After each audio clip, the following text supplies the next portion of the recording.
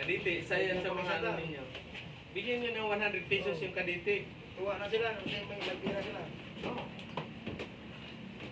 Kasi mga karaming kaditi, mga Bisaya din yan. Bisaya yan. Pero meron kaditi doon sa loob ng opisina. Patay mahina ko din po, ibang disconnect ko. Sige, hintayin mo ko 5 minutes. 5 minutes lang, ginagano lang niya ako. Kasi ayos kasi. Kusot-kusot ko na ako. Pero meron mga OJT rin doon sa loob na tanggap ng appointment slip. Nung una kong si Sir Peter, ilang years experience sir. Huwag mo na tanungin, boss.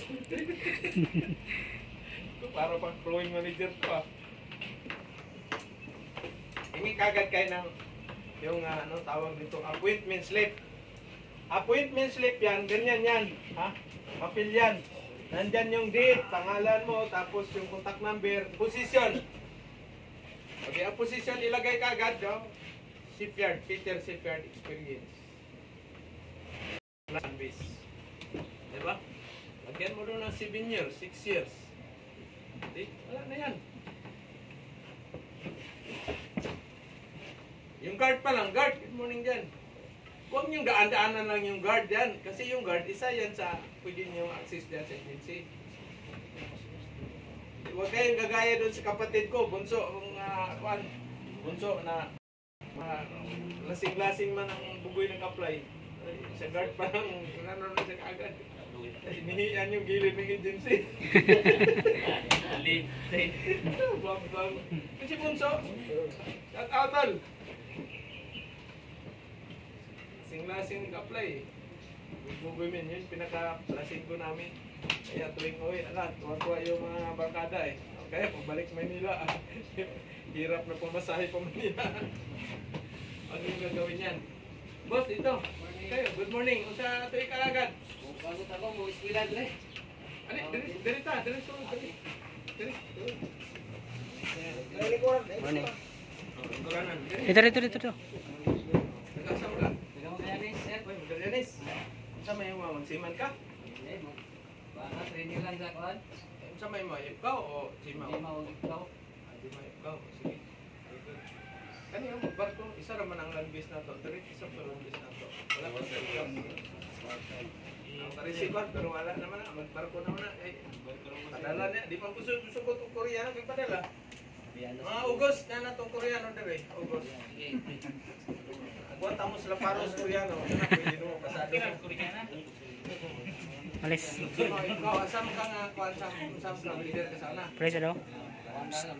Mangit. Pero Ismaw, wala pa ka. Nawag ismaw. Sito na ka. Ismaw, siguro. Ikaw lang wala ko experience. So, na gyapon na ako no. Hindi pwede na Ismaw lang. Ngayon ang multitask natin. Mag-welder ka, kailangan kayo sa barko, okay lang, walang jimaw, walang ipkaw. No? Okay lang. Kasi sa barko, Ismaw lang naman. Ismaw, gas welding, gas cutting, at saka machining, tapos mga basic pipe fitting na. Pero pag land base mo, ay all around na. Mula Ismaw, jimaw, ipkaw, jitaw, gas cutting, or plasma cutting. Ano naman na, plasma naman ginagamit sa ibang bansa. Wala na ng oxyacetylene. Plasma na dito. Kurente na sir, no? Kurente. Oh, hangin, na compressor. Connection na ako. Kurente, tapos na connection sa hangin. Ganda no. Ito, mga ano to, seaman. Pinakamabilis ang seaman tamba. Yung land base, abutan ka na 1 taon. Pinakababa, Sibuyet yan, no? Australia, maloko ka na. Pero, at least sa'yo, nakay bakir dito na daan, mga imong mga suon or relative, mag-sponsor sa imo. Asa may target ka? Middle East lang basta. Ayun, wala, nag-Middle East ka na sa wala pa. Okay, ito. Sahod mo sa Middle East, pinakano yan, 30 to 40k. Tama ba? Sahod? Magkano sahod mo doon? Sir, pag happy lang mo siya ang overtime mga 40 ano. 40. Okay. Si kisang ito nag-Saudi pa dati, si ikaw, no? Magkano ang ano mo? 30 ka pinter daw ganda dyan. Nagtae mo dito, Chip. 20 na sir, gamay na. 40. O sir, 20 din. So ito talaga yung pinaka-maximum na sahod niya sa welder sa ano, abroad sa Middle East. Kaya ako hindi ko na ini-encourage na magpunta pa kayo sa Middle East. Sayang ang panahon. Even Japan, ang Japan ngayon sumasahod lang kayo ng up to 60 to 80k. Bawasan ninyo sa pagkain ninyo.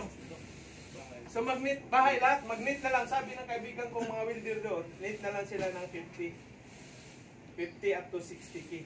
Aman, padalahan mo ngayon ang pamilya mo ng 30k. Emergency, padala ka naman. Kaya wala ring naiipon. Meron tayong galing ng Japan dito. Asan na yun? Ay, babalik ba dito yung si Kwan? Nala sir, going ko na rin sir. Going ko sir. Sunri. Kaya, ang target ko sa inyo, dito na kayo sa Australia. Sa Korea naman is ano lang, New Zealand, tapos Canada. Or doon sa Europe. Huwag kayo sa Pulan, kasi sa Pulan, ganito rin yun. Mga welder doon na nag-communicate sa akin, ito lang din sahod nila. Dito kayo sa UK. Sa Japan, wala. Korea, medyo halos pareha sa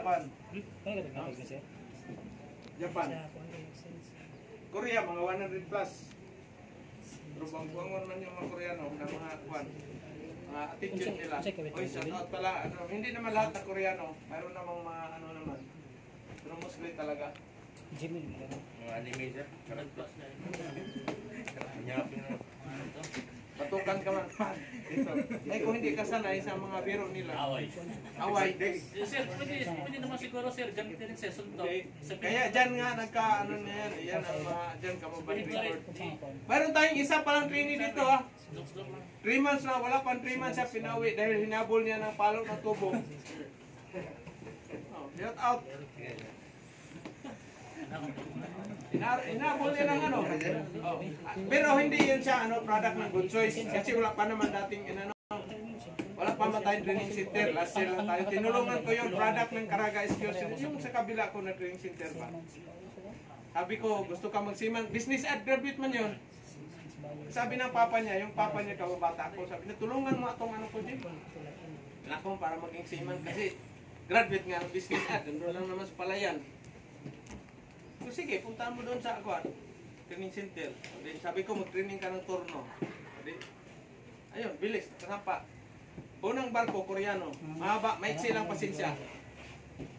Siguro, anong nangyari doon? Mahina pa siguro sa trabaho, tapos sumasagot pa, di pinano siya siguro Korea. Hinapos niya ngayon ng tubo.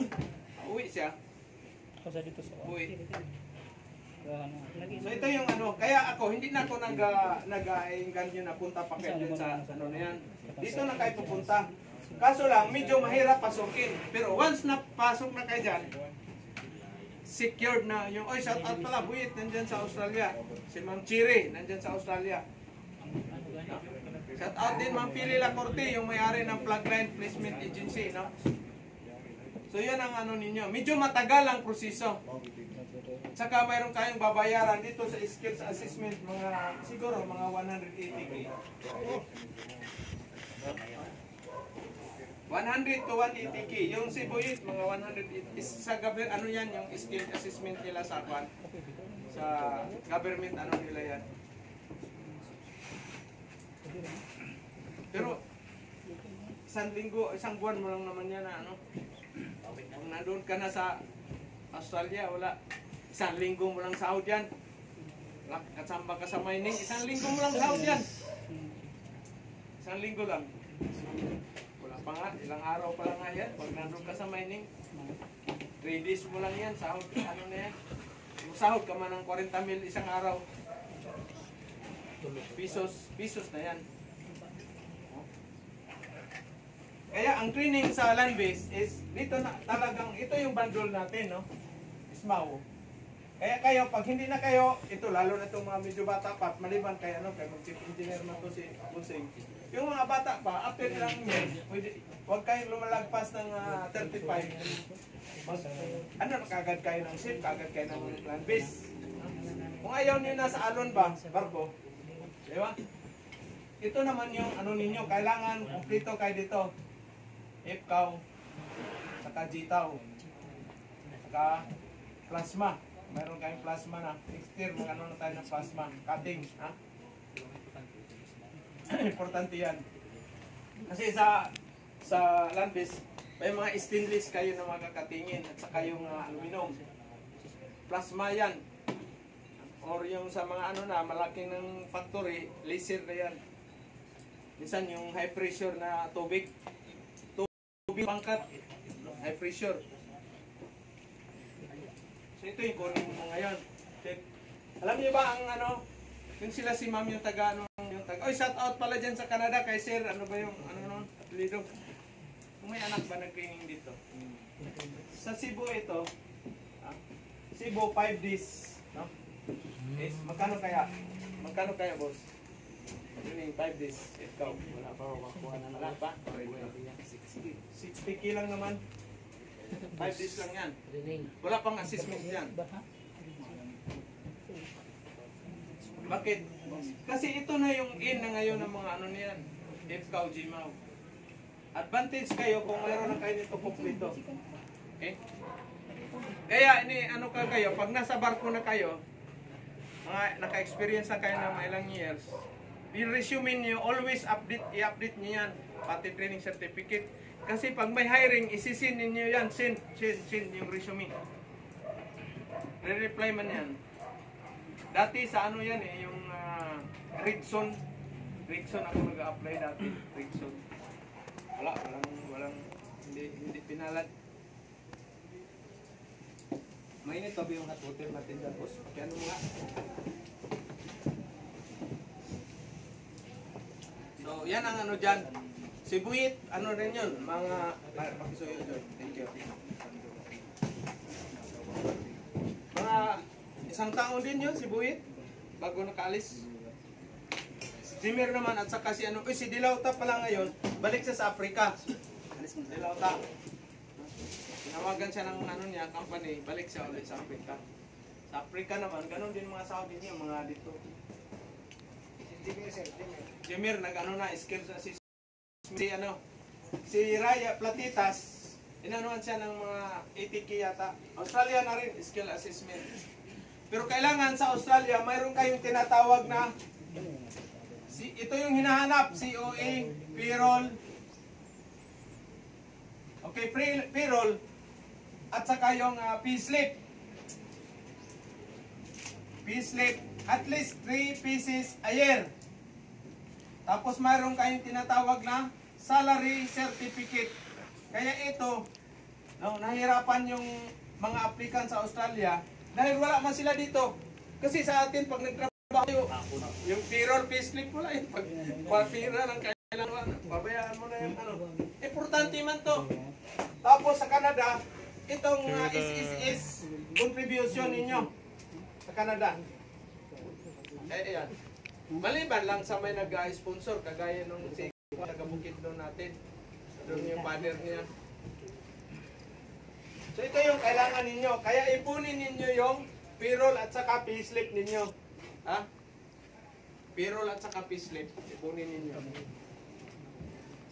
Importante ito, Certificate of Employment. So, anong posisyon? FCAO, welder, or GMAO, fabricator, or welder. Ang fabricator, kailangan marunong kayo sa, anong kailangan? Marunong kayo magbasa ng plano or blueprint. Ha? Yung plano, mga welding symbol, very important yan. Kaya dyan, bumagsak yung isa nating interview sa Australia. Kailangan marunong kayong magbasa sa drawing ng welding. Yan ang ano, importante. Ilang taon ka na, boss? 34, bata pa. Single o married na? Wala pang anak? Tatlo sir. Uy, dipin, tatlong anak. Parang si Jonas yun ah. Mahirap pang inabuhay sa Pagilianis, no? Imong mga kabarkada, wala? Kamu tayo nagkatuloy. Naman ito'y nanawag dito sa Ako to, ako. sir. Ikaw to? Pati ka buhok pero wa. Itong tulo wa May mga kwarta. mga kwarta. Naway, trainer ko dito si Kumba. O si RJ Kumba, set out, magpunta, mag-report, paramdam ka na kasi padala kita sa Korea. Doktor yun eh. Medic. RJ Kumba. Oh, doktor, tapos hindi nakakuan. Hindi pa natigil yata siya. Very important ito. Kasi ang sahod niyo naman is, masahod kayo, pinakababa ninyo is 300k up to 500k a month. Per month. Yan si Ma'am Chiri, ang shout out si Ma'am Chiri, dyan sa Australia, o yung Pinay Welder. Talagang ano yan sila, pag secure na ang future nila. Marami silang natulong. Kita mo si Ma'am Chiri, nagpapadala siya ng mga tulong. No? Kasi alam ko kung gaano kalaki ang sahod dyan sa Australia. Bakit kaya, boss? Bakit alam ko? Dahil experience ko man yan. Experience ko man yan. No? Kaya ini-encourage ko kayo, pagtapos hindi na kayo ganado sa yung buong mundo ninyo, naka-savings na kayo, pamilyado na kayo, pwede kayo mag-sip sa Australia or New Zealand. New Zealand, medyo madali-dali pasukin. After ilang years kayo sa New Zealand, pupunta na kayo sa Australia. Or Japan muna kayo. Japan, and then Australia. New Zealand sir, nag-decision sila. Staff hiring. Staff hiring. Ayun. Ibang kabayan natin, pinaway na. Kasi wala nang trabaho. Ano trabaho? Kawawa. O lahat ng mga kababayan natin ng mga walang trabaho, May ikaw na nila. OFW na mga walang trabaho, libre siguro natin training, no? Pwede? Pwede. Sulit mo, ha? Mga OFW na gusto mag-abroad pala, Sir Fred, no? Yung ano lang, good attitude. Libre na natin siguro, si Dave na bahala sa materials. Yun, John. Eh wala pa, mga ilang years pa si Junjun magkasampa, kasi 18 pa lang siya eh. Dapat mga 21, 22. Trabaho mo na si Junjun sa shipyard or sa machine shop. Or 19, 20, pwede siya mag-fitter training. No? I-matured muna natin ang isip ni Junjun, hindi yung devil's game. Online na devil's game dyan. Ano nga devil's game? Patya.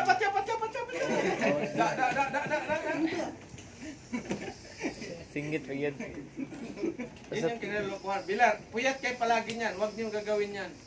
Huwag niyong sayangin yung stress ng utak ninyo dyan. Ha? I-reserve ninyo yung utak ninyo pagpunta ng Maynila kasi paano kayo apply, paano kayo mabuhay doon sa Maynila.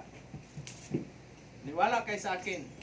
Kasi pag hindi ano yung utak mo doon sa Maynila, wala kang makain, napatay-patay ka doon, talagang back to province ka. Surrender ka ngayon. Okay? So ngayon Sir Fred, iba ang magas welding. Si Sir, inano mo na, iwalay ng isang welding machine. Ano pala yung welding machine natin, hindi nadala dito, no? Pakuha natin siguro doon. Pakuha ko muna welding machine. Para at least madagdagan natin. Ilan bang welding machine kumagano ngayon? Sila lahat sila. Yung isa, yung sa kanang wala. Wala. Subukan natin makaano sa ano. So kailangan talaga welding ninyo, hindi yung ano, talagang pulido yung ano ninyo. Hindi naman yung pulido na ganyan kalapad yung welding ninyo, ha. Kung ano yung kapal ng bakal, lalagpas lang, let's say, yung kapal ng bakal is 12 mm. Okay, dapat yung hinang ninyo sa plate, ito yung join mo. Dapat ang hinang mo is up to ilan lang. So mga ano lang, mga 14 mm kasi exist ka lang dito ng 1 mm sa kabilang side, 1 mm din sa kabila. No? Yung umbok ba, yung lapad ba? Ha? Yung lapad. Hindi yung ito lang 12 mm yung kapal nito. Ha? Tapos ang hinang mo 3 inches yung lapad. Ha? Hindi ganyan. Kasi kailangan mayroon siyang allowance na mayroon siyang maximum na width. Yung lapad ba ng hinang mo at saka yung umbok thickness. Maliit nga yung hinang mo, 14 mm, pero ang kapal naman, ganyan naman kakapal. 1 inch naman yung ilang patong na naman yung ano mo, hinang. Hindi pwede yan. Kailangan, lalagpas lang din kayo dito sa itong pipe natin. Lalagpas lang din kayo ng umbok lang din kayo ng ano, ganyan, no? Mga 1 mm din. Or 1.5 mm yung from the surface sa ano ninyo. Hindi yung pangit pa rin. Birahin ko naman. Hanggang ilang pasada. tapos leaking pa rin, nakakabit na yung pipe doon sa itaas, leaking pa rin, tawagin mo na si Wiper. Wiper, Pit, ano Pit? Huwag ka doon ng rubber, bicycle tube. Bicycle tube, wala mang pulkasil, bicycle tube, dinatalian na. Allah. Interior ba? Kasi meron ding interior bicycle tube sa barko. Pang emergency man yan. Pang emergency yan. Bakit kaya? Buti na bakit? Asan yung reserve natin? Pag-isuyo nga, no? Ay, taguin. Boss, mag-discuss tayo saglit, ha? Kasi ano yan, yung sa pipe, sa barko kasi, sa engine room, maraming piping, no? May mga emergency, paputok yung pipe. So pang emergency, hindi mo pwede repairin yan dahil on the way, gumagana or generator or sa main engine man yan. So anong gagawin nyo ngayon? Naputas itong pipe. Ito. Ito yung plans. Pipe. Meron pang elbow. No? Nakita na naman yan sa ano ni Pedro Cuyacoy, di ba? So itong dito banda, ano na to? Dito ang nag-crack ngayon. Buslot, butas, manipis na. So hindi mo pwede re-repairin yan. Kailangan mo lang i-reduce yung pressure ng tubig. So anong gagawin? Butas man, manipis, bilog, anong gagawin niyo? Hindi nga pwede na ba? Flooding na ka ngayon sa engine room. Close yung budget. Hindi mo isarado, pwede isarado ang valve kasi gumagana yung makina, cooling din main line sa cooling ng engine. So, yun, the time, gawin mo na ng, okay, ito na. Pag medyo makapal pa, pag mo ng gagawa na kaagad kayo ng wood. Ganyan yung wood, ang forma, oh. Yan. Ipa-plug mo dito. Ipa-plug mo dyan. Pak. Martiluin mo, pak. Oh. Ayos. To control sa na yan, control sa leaking. So tatalian mo na ngayon siya ng lubid or bicycle tube. Dito. Talian mo na ngayon. Lubid or bicycle tube. So yun ang purpose sa bicycle tube. Ngayon, dito, nag-leak na naman. Malaki ang nag-crack. Butas, talagang na. Bulok na. Kasi dito man banda sa may yung bolt dyan. Ang gulbar dito. Tumutok. So anong gagawin? Malapad man. Hindi man pwede maplagan kasi pahaba na yung niya, hindi mo pwede plagan ng kahoy. Anong gagawin?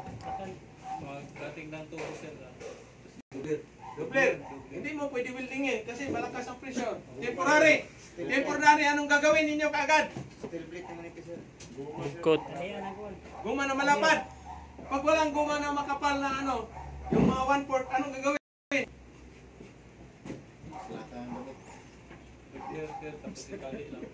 Doubler, anong klaseng doubler? Hindi man mo na steel plate. Halimbawa, kakat ka ngayon ng pipe, di ba? Ganun ang forma. Ikat mo na siya. I-ano mo na dyan. Oh. Paano mo, para makontrol yung anong mo dyan? Anong gagawin? Plastic. Guma, anong klaseng guma? Ang tapal. Akin na yung mo. Itong sinilas ni David, dalhin nyo sa barko. So itong sinilas, yung pipe, na ganito kalaking pipe. Ito, experience ko to Ito, so ngayon, mayroon na kayong nakat. Nabutas man dyan. So ito, saka nyo sa lagyan ng pipe na yung nakakat na na yan. Tapos saka nyo siya si-club or itatali. Okay?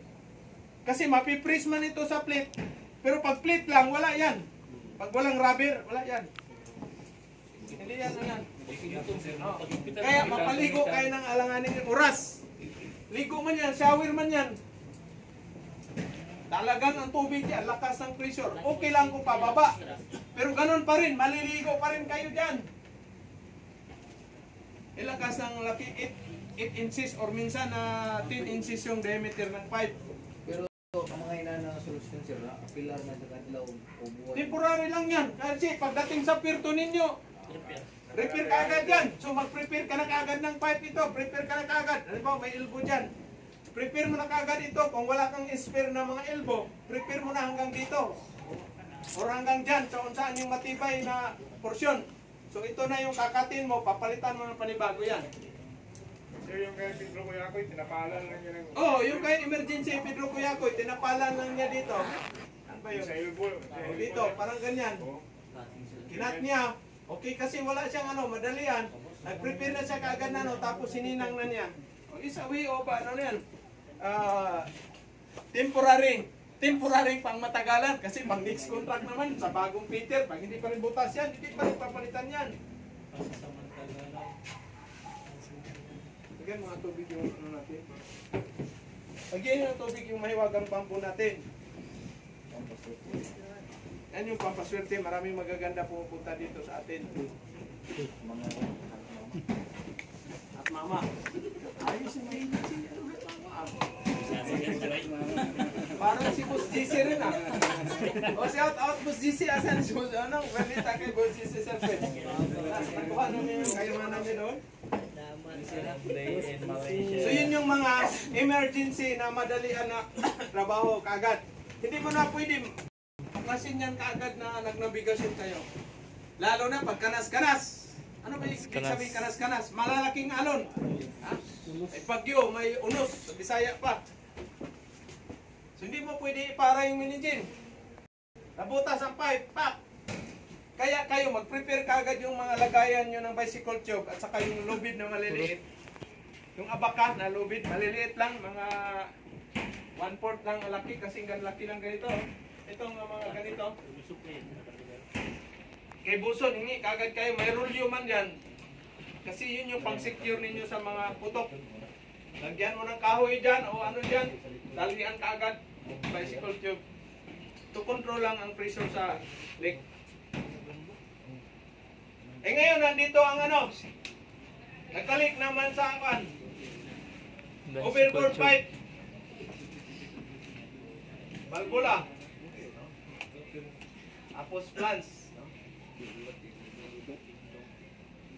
Ito pala na ito na pipe. Doon sa kabila, ano na yan? Bulkhead na to. Bulkhead na dito. Sa kabilang plants. Ito, dagat na sa likod. Naglilik dito. Dito, itong pipe na spool pipe dito na maliit. Butas. Ay, wala namang balbula. Nandito mang balbula. Paano nyo i-control yan? Ang leaking. Wala nang balbula kasi nandito before sa bulb. Nandito sa gilid ng bulkhead yung spool dito naman maiksi lang. Dito yung leak. Butas yung pipe na 4 inches ang laki or 3 inches ang laki. Paano ninyo ngayon i-repairin? Walang balbula. Nandito sa gilid ng kwan. Kung naka-side view ito, pag naka-side view yan, ito yung plants. Ito yung spool na dito. Itong bulkhead na to, ito na yung wall. Naman ba? Ito na yung pipe. Ganyan ba? Ito yung wall. Ito yung gilid ng barko, yung krustado. Ito. Dito ang nabutas. Balbula man yan. Hindi mo pwede sarado kasi ano man yan. Dito man, before sa valve man. Halimbawa, inlet ito. Inlet. Papasok, ibig sabihin, papasok ang tubig, inlet. Nag-leaking dito, paano mo repair yan? Dito. Dito ngayon. Leaking tagas dito. Ha? Ano gagawin? Ha? Gamitan ng chinilas. Okay. Tatalian nyo muna ang lubid or bicycle tube. Pagkatapos, magbiyak kayo ng container, yung container na 20 liters, yung square na container ba? Di ba may container ganyan, square? Biyakin ninyo ito. Dito. Buksan ninyo dito. Ito. Buksan ninyo ito. Tanggalin yan. Isahod ninyo dito. Isahod ninyo dito. Talian nyo ng wire. Secure nyo ng tie wire or lubid. Tie wire. depende na yan kung anong available niyo sa barko. Tapos, samahan ninyo na dito. Ito na, buhusan ninyo ng simento. Simentohin ninyo na yan. Ito.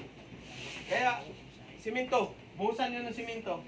Kaya, bakit mayroon tayong plumbing? Kaya marunong din kayo mag-mix ng ano. Mayroon magbuhangin doon. Buhusan ito, simentohin na to. Okay?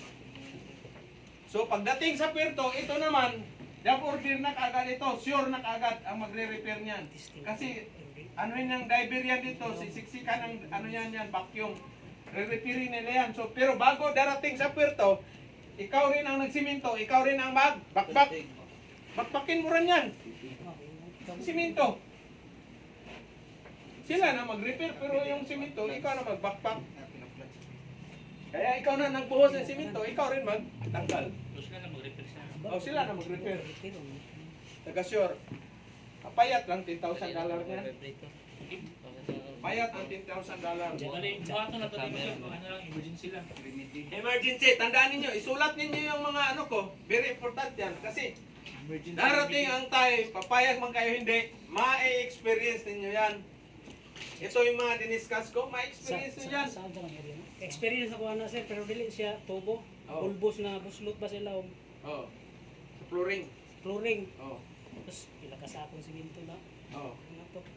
Imong basement to. Siminto kay punto Tubig. ng tubig. Oh. Pilitan mo ko ano. So yan ang ano dyan. Kaya yung container ninyo, mga empty container, huwag nyo itapon. Bawal yan. Itapin ninyo, linisan, tabi. Kasi magagamit ninyo yan. Okay? Ibugin ang iyan simento sir. Oo, tali ano mo dito, tapos buhusan mo ng ano yan, simento yan dyan. Okay? Itan mo ng tie wire, butasan mo yung gilid dito. Dito. Tapos dito. Itali mo, ihang mo siya dito, isahod mo dito. No? Secure mo yan, tapos saka mo siya buhusan ng simento. Wala yan sa mga training center ng mga ano natin. Diskarte. Ang binabayaran niyo to, diskarte. Saka yung skills ninyo na matutunan. No? Wala na sa simag. Wala yan. Wala pa training center sa buong Pilipinas na tuturo yung actual na mangyayari doon sa inyo sa barko. Ito pa lang. Pero pati bulger siminto yan. Ha? Yung bulb. Sama mo na siminto ang bulb. Kasama mo na. Pero mag-coordinate dito sir. Siyempre, si first engineer man ang ano niyan. First engineer, chief engineer, alam nila yan. Okay, pag suggestion mo lang, first, hindi natin ito ma-repair. Kasi ano man, so simenterin natin. Puta, di believe siya sa iyo, puta, ayos itong fitting na pa. Saan kaya galing ito? Kasi mga galing ng emergency. Wala nang job order sir, hindi mo naantayin yan. Hindi, ano yan si first engineer? Si first engineer talaga ang ano, si chief engineer mag-ano. Huwag kayong gagawa ng aksyon. Ha? Na ano yan. Kung halimbawa, ano, i-coordinate mo, tawag first. Itong pipe natin, mayroong leaking dito. Hindi ito pwede i-repair dahil bulkhead na. Delikado man. So, ang gagawin natin, suggestion ko, pwede natin ito simentohin. Suggestion. Huwag nyo ring, ano, at least mayroong kayong suggestion. Depende na yan sa kay first engineer o chief engineer kung anong diskarte nila. Pwede ka rin ano sila ng sir. Oh, pero yun naman, wala nang ibang remedy doon. Wala na ibang remedy. Oh, hindi, dalawa lang yan. Pabayaan mo mag-leaking dyan. Kawawa si Wheeler sa kasi wiper palaging pump out sa belts. Ano, panay alarma yung belt stang. Ay, yung tawag niyan, yung ano doon. Para sa tangki. Kasi pag may leaking ang ano yan, tubig. Panay alarma, mapupuno man yung bilge wheel doon. Pag mapupuno na yung level ng tubig doon, alarm yan. Ang wang. So, baba naman si wiper o si wheeler, pump out naman nila yan. Limas na po, limas. Limas na naman. Diba? So, magagalit na si wiper sa iyo. Peter to, galing ng good choice, wala mong ginawa. Diba? Kailangan ano kayo, yung hindi ba yung ang diskarte, ang kaya sa barko, diskarte ang labanan. Kahit ilang years ka na dyan sa barko, kung mahina pa rin diskarte mo, tatalunin ka ng bagitong Peter. Eh bakit na sabi ko yan, ano, John? Kasi experience ko man yan, mga veterano ng Peter, mga ano na, mga, murahin na natin to. Experience ko yan. Nung nasa keyline ako, nasa onboard ako ng container ship. Itong container ship, yung budiga na yan, mataas na budiga, mayroon yan sa sail guide ng mga angle bar, malalaki ang angle bar, mga 5 inches. No? Itong angle dito, naputol ito dito sa 3 container pa lang na ikarga dito. 3 container pa lang. Yung isang, kasi 4 man yan na kanto, no? Yung isang kanto na angle bar, sail guide ang tawag, naputol. Naputol dito banda. So hindi na maludingan ng container, hindi rin pwede ilabas. Kasi nakaganon man yung isang isang angle bar. Dikpitir man ako noon. Ngayon, problemado. Kasi pagdating namin sa Taiwan, sa anong perto to? Port Kilang yata yun?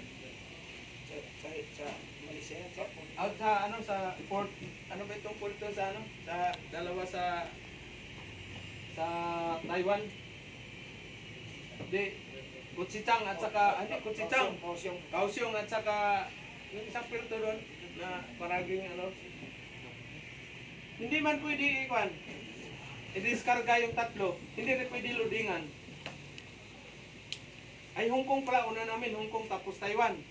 2 perto sa Taiwan. So sa Hong Kong, kailangan ito na nakagad. So bago darating sa Hong Kong, kailangan ma-remove na itong angle bar. Yung seal guide. Ay yung Peter na taga engine department, matanda na, veterano na sa keyline. Parang 14 years yata yun. May edad na, mga, at the time siguro, mga 58. Siya ang inunang, doon nila ni Chipmate. Saka ni, first engineer. Punta sila doon sa, sa budiga.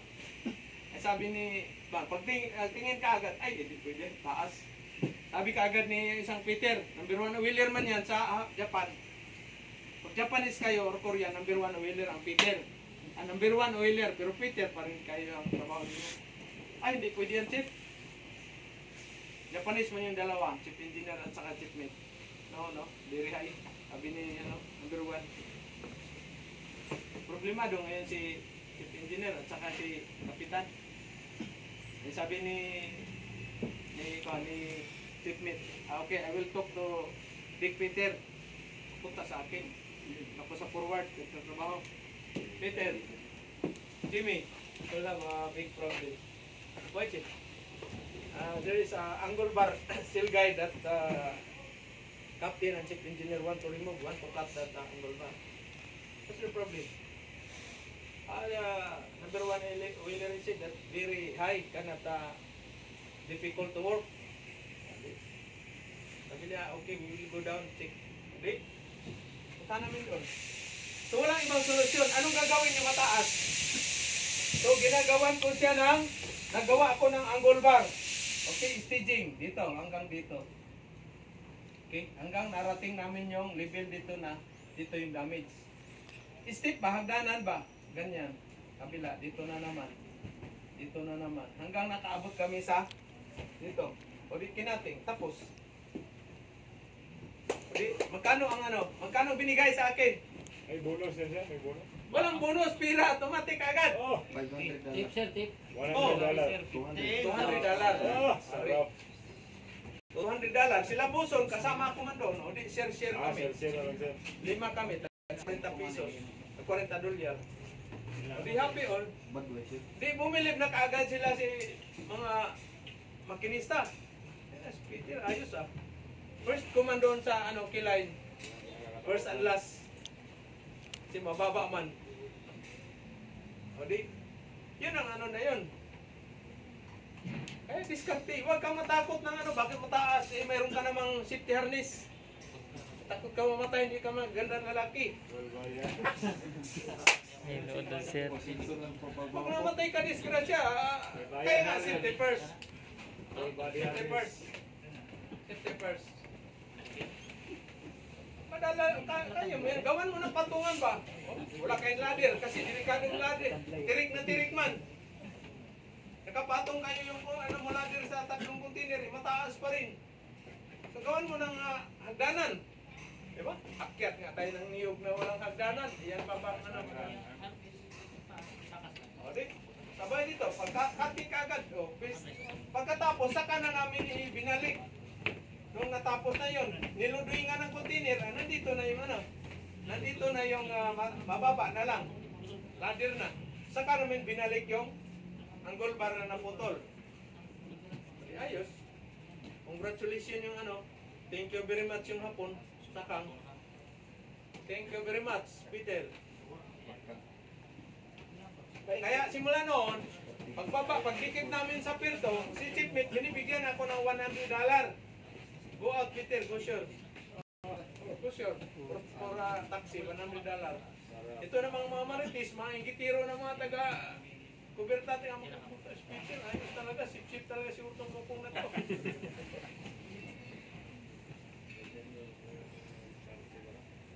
Diskarte, huwag kayong tatanggi sa trabaho, ha? Tandaan ninyo. Kita nyo, diskarte. Kaya gagamitin nyo na kaagad yung ano ninyo, diskarte. Paano gagawin yan? Bang, mataas. Gawa ka nang, kung di kaya sa ladder, lalagyan mo ng hagdanan. Steps. Lalo na, pag nandun kayo sa formas, mataas yan. Yung anong palo ba ng mga ilaw, mataas yan. Or crane, mataas yan. Hindi mo pwede sabihin, ayoko niyan, mataas yan.